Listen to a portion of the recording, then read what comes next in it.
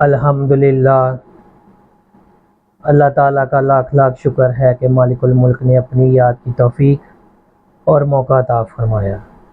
لاکھوں اور کروڑوں درود حضرت محمد مصطفیٰ صلی اللہ علیہ وآلہ وسلم پر، جن کے طفیل مالک الملک نے یہ مہربانی عطا فرمائی۔ بسم اللہ الرحمن الرحیم۔ اللہ کے نام سے شروع جو رحمان اور رحیم ہے۔ سامعین کرام، روایت میں منقول ہے کہ اللہ تعالیٰ کے 3000 اسما ہیں۔ 1000 کو ملائکہ کے سوا کوئی نہیں جانتا، 1000 انبیاء علیہ السلام کے کوئی نہیں جانتا، اور 300 تورات میں ہیں، اور 700 پاک ایسے ہیں جن کو اللہ تعالیٰ نے اپنے علم میں رکھا ہے۔ پس ان 3000 اسما کے معنی ان 3 اسما میں ہیں، یعنی اللہ، رحمان اور رحیم۔ جس نے ان تینوں کو جانا یا پڑھا، گویا اس نے اللہ تعالیٰ کو تمام اسما کے ساتھ یاد کیا۔ نبی پاک صلی اللہ علیہ وآلہ وسلم نے فرمایا کہ شب معراج کو تمام بہشتیں میرے سامنے پیش کی گئیں۔ میں نے ان میں پانی، دودھ، شراب اور شہد کی 4 نہریں دیکھی۔ میں نے جبرائیل علیہ السلام سے ان نہروں کے بارے میں پوچھا کہ یہ کہاں سے آتی ہیں اور کہاں جاتی ہیں؟ جبرائیل علیہ السلام نے کہا کہ حضور صلی اللہ علیہ وسلم جاتی تو حوض کوثر میں ہیں، اور کہاں سے آتی ہیں یہ آپ صلی اللہ علیہ وسلم اپنے رب سے پوچھئے۔ نبی پاک صلی اللہ علیہ وسلم نے اپنے رب سے التجا کی۔ اللہ تعالیٰ کی طرف سے ایک فرشتہ حاضر ہوا، عرض کی آنکھیں بند کیجئے، پھر عرض کی آنکھیں کھولیے، تو میں نے ایک درخت دیکھا جو سفید موتیوں کا گنبد معلوم ہوتا تھا۔ اس کا سونے کا ایک دروازہ تھا، وہ اتنا وسیع تھا کہ ساری دنیا کے جن و انس اس پر بیٹھے تو ایسے معلوم ہو جیسے پہاڑ پر پرندے بیٹھے ہوں۔ میں نے دیکھا کہ نہریں اس کے نیچے سے آ رہی ہیں۔ یہ دیکھ کر میں واپس ہونے لگا تو فرشتے نے عرض کی، آپ صلی اللہ علیہ وسلم اس گنبد کے اندر داخل کیوں نہیں ہوتے؟ آپ نے فرمایا، میرے پاس کنجی نہیں۔ فرشتے نے عرض کی، رسول اللہ صلی اللہ علیہ وسلم اس کی کنجی بسم اللہ الرحمن الرحیم ہے۔ میں نے بسم اللہ پڑھی تو تالا فوراً کھل گیا۔ میں اندر داخل ہوا تو دیکھا کہ اس میں 4 نہریں بہہ رہی ہیں جو 4 ستونوں سے جاری ہیں، اور چاروں ستونوں پر بسم اللہ شریف لکھی ہے۔ میں نے غور سے دیکھا کہ پانی کی نہر بسم کی میم، دودھ کی نہر اللہ کی ہے، شراب کی نہر رحمان کی میم، اور شہد کی نہر الرحیم کی میم سے معلوم ہوا کہ چاروں نہروں کا منبع بسم اللہ شریف ہے۔ اللہ تعالیٰ نے فرمایا، اے محبوب صلی اللہ علیہ وسلم، جو شخص آپ صلی اللہ علیہ وسلم کی امت سے پاک ہو کر خالص نیت سے مجھ کو ان اسما سے یاد کرے گا اور کہے گا بسم اللہ الرحمن الرحیم، میں ان 4 نہروں سے اسے پلاؤں گا۔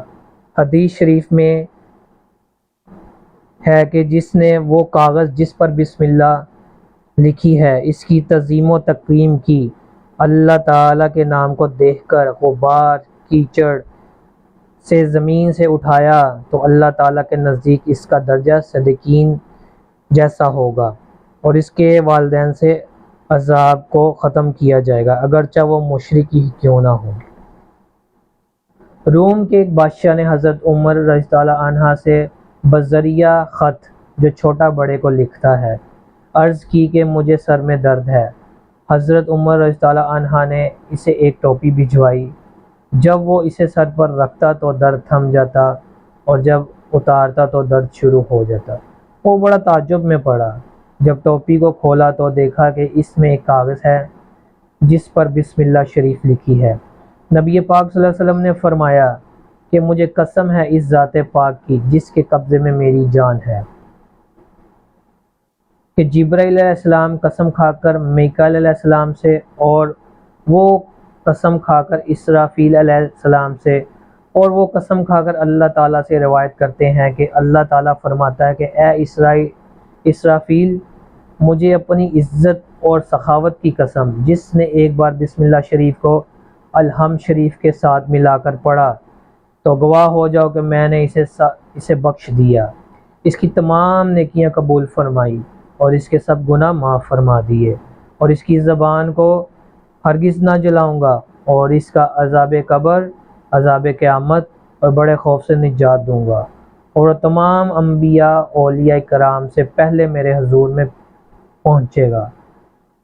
حضرت شیخ ابو بونی رحمۃ اللہ علیہ فرماتے ہیں شجر و حجر بسم اللہ سے متفر ہوئے اور تمام عالم اس کے سبب قائم ہیں، با اعتبار جمال و تفصیل۔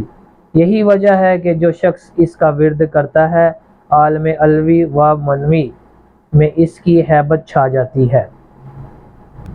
لیکن اس سے پہلے یہ یاد رکھیں اور سمجھ لیں کہ یہ ساری برکات اور انعامات ان کے لیے ہیں جو اللہ تعالیٰ کے محبوب کریم صلی اللہ علیہ وسلم سے نسبت رکھتے ہیں، کیونکہ اگر کوئی نبی پاک صلی اللہ علیہ وسلم کی نسبت کے بغیر اسے پڑھے گا تو اس کو کوئی فیض نہیں پہنچے گا۔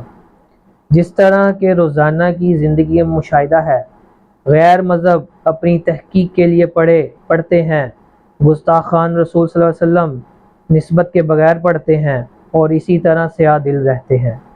نسبت کیا ہے؟ یہ بات بھی سمجھنے والی ہے۔ نسبت نام ہے تعلق کا، ایسے تعلق کا جس میں کوئی حائل نہ ہو، جس کی صحیح مثال بلب اور پاور ہاؤس کی ہے۔ اگر کوئی معمولی چیز بھی بلب اور پاور ہاؤس کے درمیان آ جائے تو بلب روشن نہیں ہوتا۔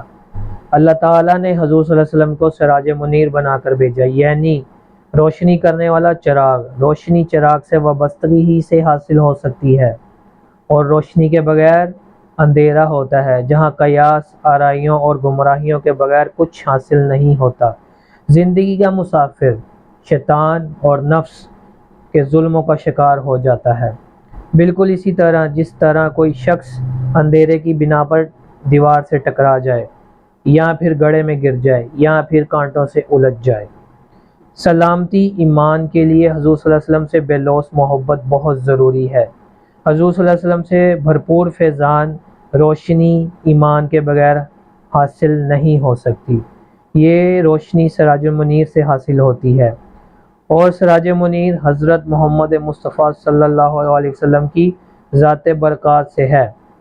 اس لیے حضور صلی اللہ علیہ وسلم کی غلامی کو اللہ تعالیٰ کی رضا اور بندگی کا ذریعہ خیال کر کے اللہ تعالیٰ کی یاد کرنی چاہیے۔ یہی وجہ ہے کہ ہر عبادت سے پہلے اور بعد درود شریف پڑھنے کا حکم ہے، تاکہ یہ حقیقت یاد رہے۔